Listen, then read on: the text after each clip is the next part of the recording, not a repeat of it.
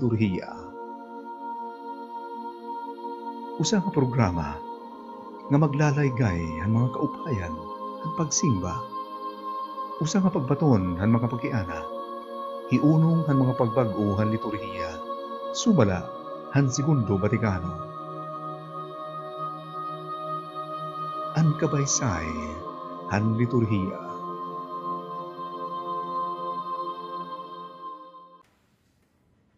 Yung oras sa aton nga tanan, dinadaman kita hinbag-o nga episode han Kabaysay Han Liturhiya. Gibabaysay an aton liturhiya nga nadugang inihing kabaysay kun aton pa ini naintindihan. Yan ang aton episode, aton pag-iistoryahan ang Huwebes Santo. Makakaupod naton hi Atty. Agnes, nga ng Chairman han Diocesan Commission on the Liturgy nga hi Msgr. Lope, Robredillo. Mo pa niya gabi ha iyo? Maupay gihap nga gabi hadton mga nagkikita haamon dinadamon Facebook page and Voice of the Word Media Network, didagyapan amon YouTube channel and VWMN. Didagyapan na mamati haamon FM online radio pinaagyan stnews.org. Didagyapan na mamati ha DYVW 1368 kHz. Maupay gihap nga gabi hadton nagkikita dinhan era mga padimalay ha Borongan Channel 13, Maydolong Channel 13, San Julian Channel 20, ngan Dolores Channel 15. Maupay nga gabi. Msgr, Huwebes Santo. Okay. Anin nga selebrasyon. Itong Huwebes Santo, amo siyahan nga adlaw nga ginsa sa urog o siyahan nga parte tinatawag nga Triduum Sacrum. Kapag binisaya, ang tulo ka adlaw nga ura-ura yung kasagrado. Sacrum, sagrado. Sagrado. So, anong hira nga tutulong adlaw? Thursday, Huwebes, Biyernes, ngan Sabado. Pero tungod nga iton aton paghapit adlaw na sunod kita ka ng mga Hudiyo, iton adlaw nagtitikang iton kelop. Nagtitikang iton Huwebes. Amo ini nga iton nga Triduum inaabrihan iton misa nga tinatawag natin ang misahan ultimo nga panihapon ng Ginoo. So asit iton big atin gil si celebrate. Pero ini nga celebration iton Huwebes Santo tutulong nga misteryo iton atin gil sa urog. Iton siyahan ang misteryo han pagtukura han Santos ng Eucharistia. The body and blood of Christ. The Eucharist. Kasi ito sa urog no? Na dinahin nga gabi, ang tinapay yung bino, kin-transform ni Jesus nga iya lawas o dugo. Ito ni kaduha, nga ginsa sa urog ta, ang pagtukura han sakramento han pagkapadi. So kung mapagyan kita kakano pagtukuran ni Kristo han sakramento han pagkapadi, didahan Last Supper. Nga ni katulo, inin nga misteryo nga sa urog, ang bag-o nga sugo in pag-ihigog maay. Amo iton nga inin gitatawag ini nga English naman nga Maundy Thursday. Kaya itong pulong ng Monday is taken from the Latin word nga mandatum. Ang bag-o nga sugo. Mandate ang bag-o nga command, ang bag-o nga mandate nga magsihigog maay kita. So asing natutulog itong ginsa sa urog. Pero pag sa urog during the Mass, may mga additions nga atin makikita. Ito siyahan ang pamusahan mga tiil, pamusahan mga siki. Ito ni Thursday. Ito ni kaduha naman, amuan paghipos, pagtimos, han Eucharistia, ngadtuhin ibang hiripusan, na tinatawag natin altar of repose. So, sinigit sa urog iton Holy Thursday. Itong bado nga ginagamit padi busag. Kay kung dumhan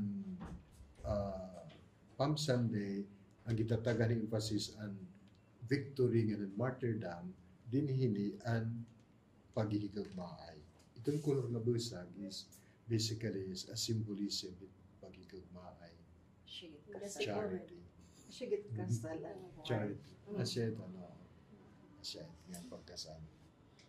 So, dinahin nga liturhiya, again, itong sugarit, iba nga mga misa, nakikita tayo kahulugan, dinit mga readings, mga pagbasa. Sugarit kita. Itong siya nga pagbasa, kinuha din Exodus chapter 12 verses 1 to 8 and then 11 verses chapter 8 verses 11 to 14. Didahin nga istorya nga kinuha ni Exodus, ginpapahayag ang pagsaurog han mga Hudiyuhan Pasko. Ano yung pagsaurog han Pasko? And basically, tutuloy din papahayag din nga butang. Ansyahan,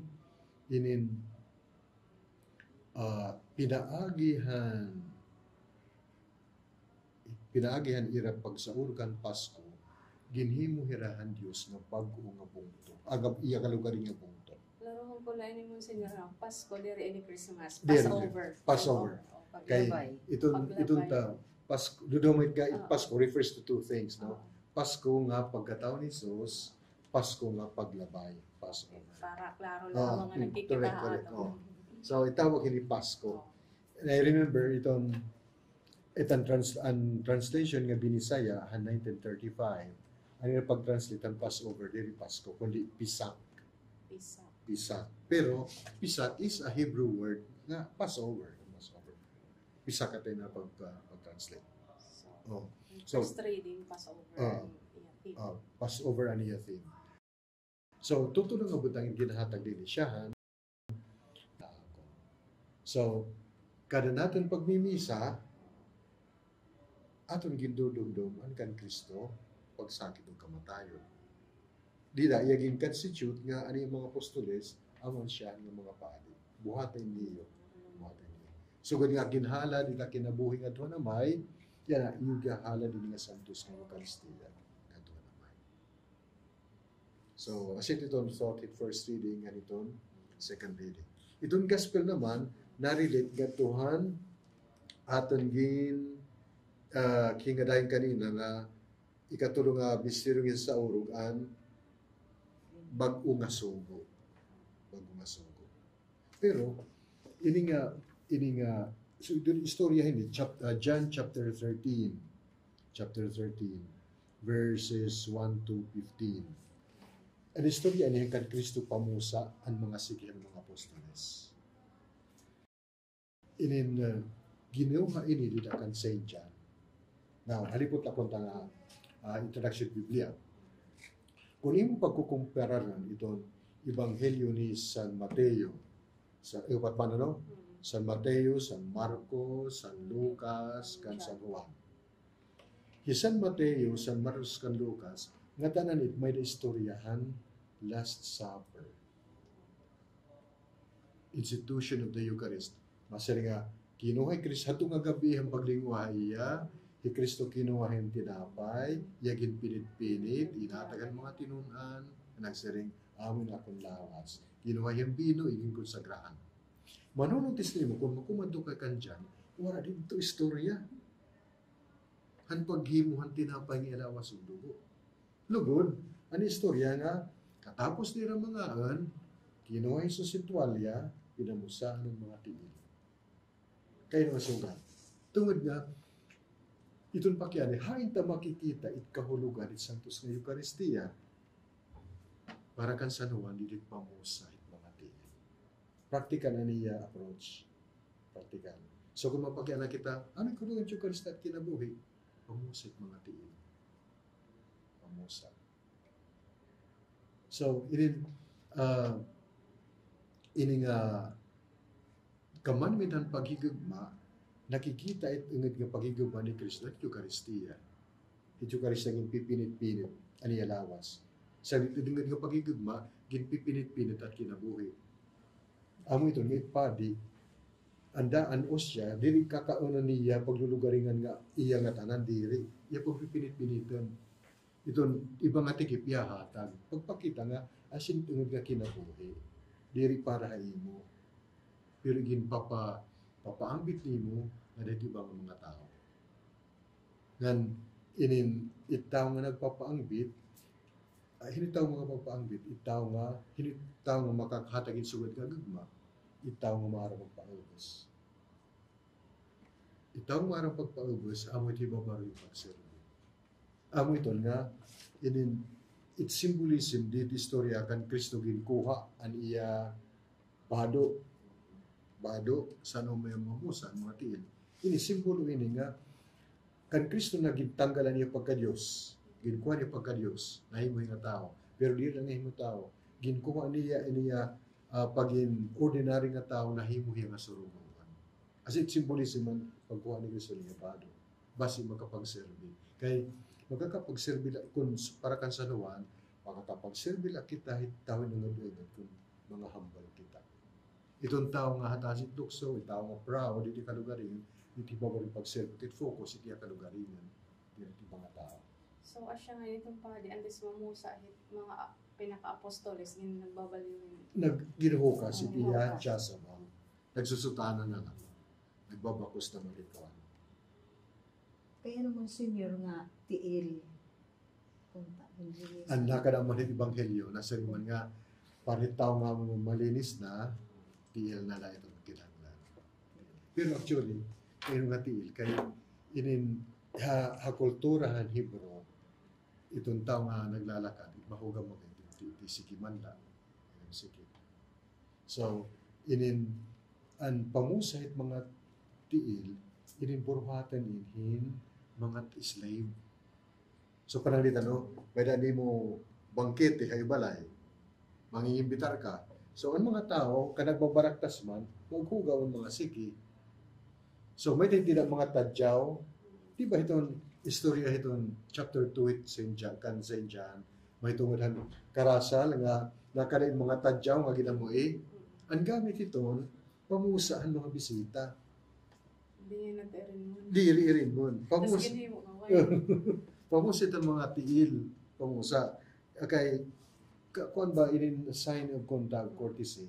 So, pero nagbubuhat ito, mga slaves. Kay buruhatan ito slave, diri ka ng tao may dignidad. So, ang Kristo pa mapagbuhatin, pagpamusa mga tiil, buruhatan yung slave. Pagserbi. Kan slave, iti buhat man pagserbi. Di nga salmo, na nasi ka salmo nga, it maupay nga surugoon, iti mata, pirmi nakatutok iti agaron. Kaya si signal pala, maharan ako na nitsugo. Kasi iti slave. So, yung Kristo, ang pamusan mga tiil, slave. Kasi tingnan hibaro yung pagserbi. So, parang hakon na mapagkita, kailangan tahukasin kung ano man kumbaga mga dungganan kita, kailangan natin hingalimutan. That's the only way para kita magpaubos. Correct. Para makapag-serve. Kasi kung pero kita naka-attach kung anit aton may ada, kukurin kita pag-bow down. Makurin kita mag-bow down. Kasi kung tatanggalin yun, hukasin mo na yung ubado. Basta ka mag-serve. So, parang this is the new commandment, as yung sir.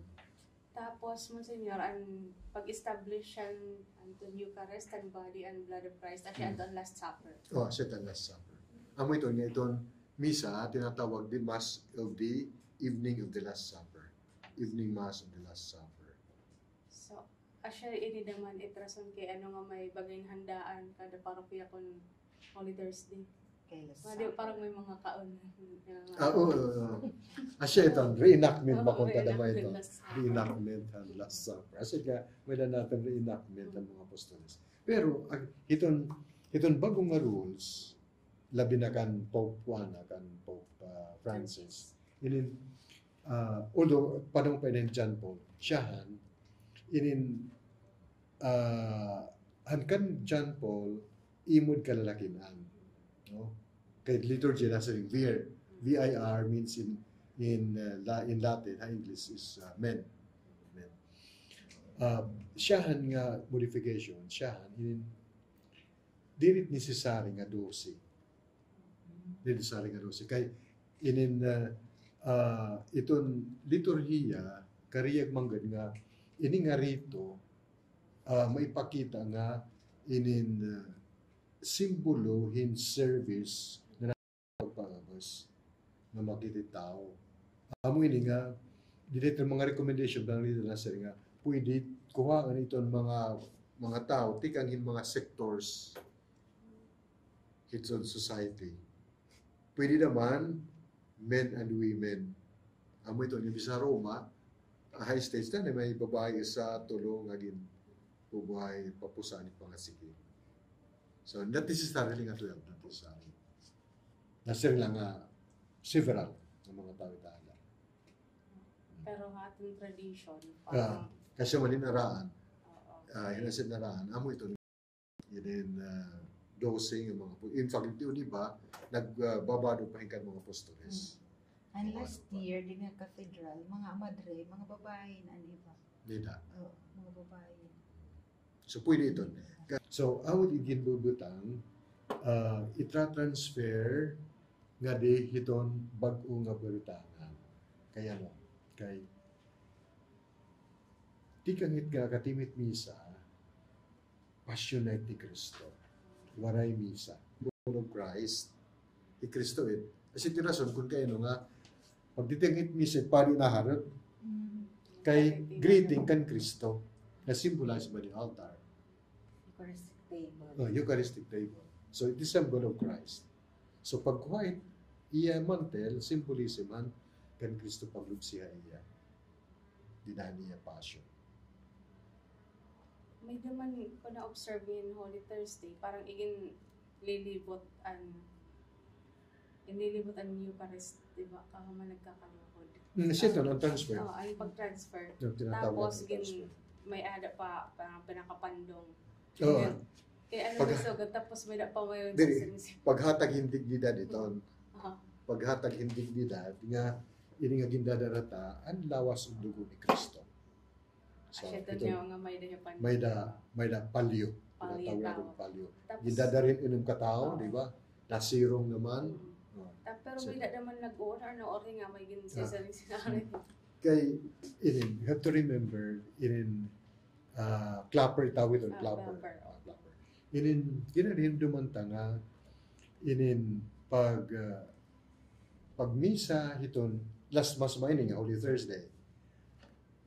Pag gloria, pagkantitibay sa Diyos, ultimo naman kapag kantitibay sa Diyos, ginbabagtigan, di ba? Ginabagtigan. Pati bell nga ni Hidako nga singban, pinibagtigan. Pero that is the last nga pag tol hiton bell. Kay na-enter na kita hiton passion. So waray, iton nga tanan nga bells, silent. So pagtigaman nga, iton Eucharistia na labay, babagtingan. Wala mabagtingan, clapper. Gagamitan. Kay permitted ko normally pananglitan kung ang kadaan hebot pakiton kung iton pa di magpapakumuyin masakit. Pagtigaman nga itpari nagdadan Eucharistia gimbabagtingan itiya dagat gimbabagtingan. Simple nga yan hingin dadara nga Eucharistia.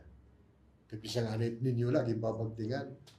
Gimbabagtingan. Ayun ang bakit nga isa ka may nataga amon nga nakatama Manila. Tapos sige katungan nga Disyembre, di natin nagbabagting ice cream. Ano ninyo ada? Kay simbolo magrit pagkuha ni Kristo. Basta yung Eucharistia. So pag-transfer ito ni Eucharist, gimbabagtingan to let the people be aware nga ityan ang lawas ang dugo ni Kristo kidada.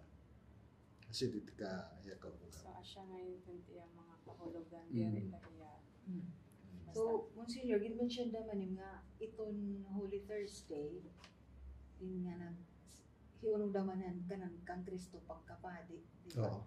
So, itong Christmas, ano may dapat ito? At i-Christmas, yan ikinaga. Iton nga Holy Thursday. Itong role, so kaya kita, pangit mga tao, di ramaro tinatawag nga Christmas. Christmas, pagbinditahan mga sagrado nga oil, nga ginagamit itong pambunyag, pag-order din kapadi, para liwatit masakit. Para ka man Waray taman catechumenes din niya aton. Actually, tutuloy iton. Pero hati na Pilipinas, duduha lang nga Owel, gin kukonsagra. Iton Owel para hitbunyag, kanang pag-ordain, tinatawag nga chrism, and oil of the sick. Pero iton itrul, gin bibinitahan iton aga. Pero kung iton kapadian, diri pwede magtitiro iton aga, ginakatuhin ibang adlaw. Kaya sugod panalitan ni taton, ada kining duntingan pagkapapadi, wala pa kita hit pagsaurog hin Christmas at Holy Thursday. Kay labinan unay kalsada, haragrayo, di makakatiri padi. Di haabutit kulip na misa. So gibubuhat, advance masyado. So ganyan ang panangritan, iton misa is April 11. So diri iton Holy Thursday. Pero diri api iton Triduum an evening mass on the Lord's Supper. May tadaman, Padre, Msgr, parang sort of nagiging tradition nga every Holy Thursday, diri la finisher kung paano ini nagtikang or ano ba ini itong teaching sa itong simbahan. Ito nga ni nga bisita iglesia. Parang itak na papasin every Holy Thursday hiyat buruhatan. Yes. Oh. Actually, iton bisita iglesia is a practice in mga na influensyahan Mexico, so Latin America, Pilipinas. Bisita iglesia. Pagbisitahin, kuanhin mga simbahan na pipito din adult Eucharist. Kaya ano pito? Kaya pito is a perfect number man. Perfect number. Sa Biblia, perfect number is pito. So kung magkakuha kay pito, as it is good as saying, kumpleto ang ginawa. And then, actually, parang may tito ni Station of the Cross, hindi ka nagsingan. So, nga, you meditate on the passion of Christ in 14 stations. You meditate on the presence of Christ in the Blessed Sacrament in pito nga simbahan. So, you are engaged in a pilgrimage of faith. So, nabisita ka in mga simbahan, pag-adore itong presensya ni Kristo. Ito meditation in your presence. Pero yan, double modification ito. Panalitan isang modification, kay makuri man panalitan ni natin, makabisita kay pito nga simbahan. Kung iba kang parokya, pwede ka burungan pwede ka makabisita kabong Kanabong, Lalawigan, Borongan, pwede ka may Pangdan, so hagrani, pwede ni mo mahibo. Pero itong hagrayo, makuri ito. Pero karag manera magkamay na bisita iglesia. So ito yung binubuhat, diri ito Holy Thursday, but within the Holy Week. Mabisitahin pito nga simbahan. Pero itong bisita, asya gihapon, itong ibububuhatan, Eucharistic ang mga prayers, mga visits to the Blessed Sacrament, as ito yung binubuhat. So mga churches, Yeah, mga churches. Blessed Sacrament. Mga chapels lang ang waray dito. Diri api ya. Kunwara di da exposed, kunwara di da iton Blessed Sacrament. Waray altar of repose. Diri api. Okay. It api good da ito yung may da altar of repose. So, pwede sabang. Pwede sabang. So, kaburunggan pwede ano? Sige dagat. Kabong Kanabong, Lalawigan, Tuluna, Cathedral, tapos Sabang, may Pangdan, San Julian, waray diyo. San Julian, Dito. Priest home. Wala dito sa Saoro. So, kung masir kita visit iglesia, itong mga churches nga may ada altar of repose. Body of Christ. Itong tapos altar of repose diri nga kinikita iton kay may mga simbahan nga nakunan ko nga anira pag-adorar nakikita ang siburyong diri tama asya yung pagtawag nga altar of repose kay tinatago na repose talaga repository nakatago so diri naka-expose so asya ito naman nagbibihili yaman di ba may vigil may vigil in fact asya iton imbis ka nag-vigil kahit bugos nga gabi Di dahiton isang nasimbahan, nagbibigil ka, nagdanim tag 1 hour, apira ka minutos, natin ibang nasimbahan. Kaya di ginampo na Eucharistic madama ito, blessed sa, pwede ka mag-holy hour, kasi ito, ginampo. So, ibis ka, ada ka na, ito niwan, mabisita yung mga simbahan. Pero ginampo, palit ka ng holy hour naman. So, asya ngayon inihiton, kahulugan ni aton Monday, Thursday, or Holy Thursday. So, bali tutuloy di ang ginsisilibrar ang pag-establish ang body and blood of Christ. Parang ang Last Supper, parang gin-establish ang Eucharist. And ikaduha naman, gin-establish ang ang pagkapadi. Didahan iya ganyan, pagtugod ng pagkapadi nga iya ganyan nga buhata iniyo, nga hinumduman hakan. So, essentially, Msgr, every time nagbimisa kita, parang it's a recollection. Yes, a celebration of the priesthood. Parang a celebration. Ngan, igisiselebrar naman din ang bago nga kasuguanan ang paghihero-higugmaay. So, Nakikita nila yung pamusa. Nakita, din itong pamusa. So, parang symbolism naman inihiton, humility on the part itong namumusa. Ngan, kailangan, para ka makapag-serve, you must be dressed with humility. That's why kailangan hukasan natin ang aton mga parang kinakapitan ng mga dungog or ano man dida. So because that's the only way para pag may ada kita humility nga makapag-serve. Kay only itong tao nga may ada humility itong kaya mag-serve. And didahan Eucharist, nakikita natin gipipinit-pinit ang ostia pagpakita nga itong padi parang diriton para ayala kalugaringan kailangan pagpinit-pinitin hiya nga ighatan aton mga katawhan. So parang giupay, gihalaro biyang gihusay nga explanation and nga celebration hitan Monday, Thursday mas na pa appreciate ko pa niya na nga maaraw na kita mga karayag signon. So salamat nga damo Msgr Lope, salamat Atty. Chris, salamat nga patunti ng buong hamon hini nga programa. Unta iyo mas nakita ang Kabaysay Han Liturhiya. Damo nga salamat. Ang Kabaysay Han Liturhiya. Usa ka programa nga maglalaygay ang mga kaupayan ang pagsimba. Usa nga pagbaton ang mga pagkiana. Hiunong ang mga pagbag-o han liturhiya. Sumala han Segundo Vaticano. Ang Kabaysay Han Liturhiya.